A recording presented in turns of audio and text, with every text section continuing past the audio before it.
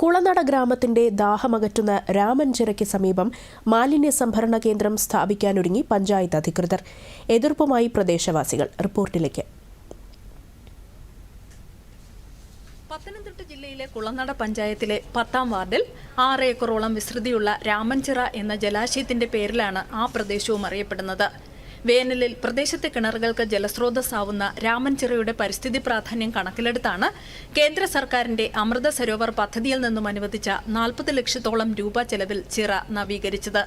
ചിറയുടെ നവീകരണം പൂർത്തിയാക്കിയതിന് പിന്നാലെ യാതൊരു കൂടിയാലോചനയുമില്ലാതെ MCF പദ്ധതി പ്രകാരം പഞ്ചായത്തിലെ മുഴുവൻ മാലിന്യങ്ങളും സംഭരിക്കാനുള്ള കേന്ദ്രം സ്ഥാപിക്കാനുള്ള ശ്രമങ്ങൾ ആരംഭിച്ചതായി BJP OBC മോർച്ച ജില്ലാ പ്രസിഡന്റ് MS മുരളി ആരോപിച്ചു.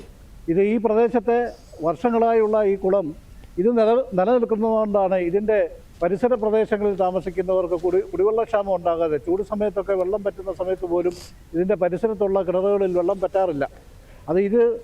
ഇത് കൂടുതൽ മലിനമാകുകയാണ് ഈ പ്ലാസ്റ്റിക് മാലിന്യങ്ങൾ ഇവിടെ കൊണ്ടുവന്ന് നിക്ഷേപിക്കുന്നതോടൊപ്പം. മാലിന്യങ്ങൾ കൊണ്ടിട്ട് ക്യാൻസർ ഉൾപ്പെടെയുള്ള മാരക രോഗങ്ങൾ കൂടുതലായി ഉണ്ടാകാനുള്ള സാധ്യത ഉണ്ട്. ചിറയ്ക്ക് സമീപമുള്ള പാലമരം സമീപത്തെ ഗോപാലകൃഷ്ണസ്വാമി ക്ഷേത്രത്തിലെ യക്ഷിയമ്മ പ്രതിഷ്ഠയുമായി ബന്ധമുള്ളതും പ്രത്യേക ആചാരങ്ങൾ നടത്തുന്നതുമാണ്. ഈ പാലമരത്തോട് ചേർന്നാണ് മാലിന്യ സംഭരണ കേന്ദ്രത്തിനായി ഗ്രാമപഞ്ചായത്ത് സ്ഥലം ഒരുക്കിയിട്ടുള്ളത്.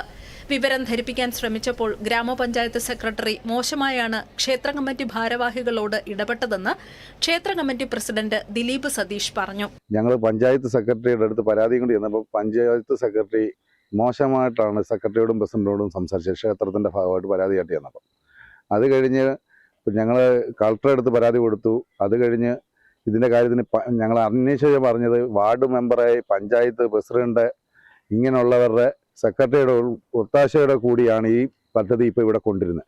നൂറ്റാണ്ടുകളുടെ പാരമ്പര്യമുള്ള രാമൻചിറയെ മലിനപ്പെടുത്തി മാലിന്യ സംഭരണം അനുവദിക്കാനാവില്ല എന്ന് പൊതുപ്രവർത്തകനായ സജി പി ജോൺ പറഞ്ഞു. ഈ ജലസ്രോതസ് അത് മലിനമാകുന്ന തരത്തിൽ നിന്നും ഞങ്ങളെ രക്ഷിക്കുന്നതിന് പഞ്ചായത്തിന്റെ ഭാഗത്തു നിന്ന് നടപടിക്രമങ്ങൾ ഉണ്ടാകുന്നില്ലെന്ന പക്ഷം ജനങ്ങള് ശക്തമായ നിലപാടുകൾ എടുക്കേണ്ടി വരും. വേസ്റ്റ് തള്ളുന്ന ഒരിടമാക്കി രാമൻചിറയെ മാറ്റാൻ അനുവദിക്കില്ലെന്ന് പ്രദേശവാസിയും റിട്ടയർഡ് അധ്യാപകനുമായ മാത്യൂസ് എബ്രഹാം പറഞ്ഞു.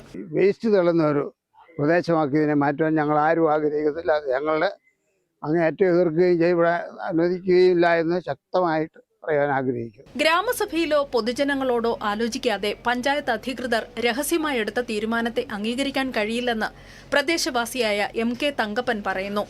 ഇത് പഞ്ചായത്ത് ഏറ്റെടുത്ത് ചെയ്തതാണ്.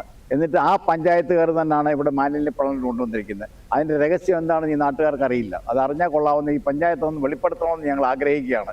അമൃത സരോവർ പദ്ധതി അട്ടിമറിക്കാനാണ് കുളനട പഞ്ചായത്ത് അധികൃതരുടെ ശ്രമമെന്നും ആരോപണമുണ്ട്.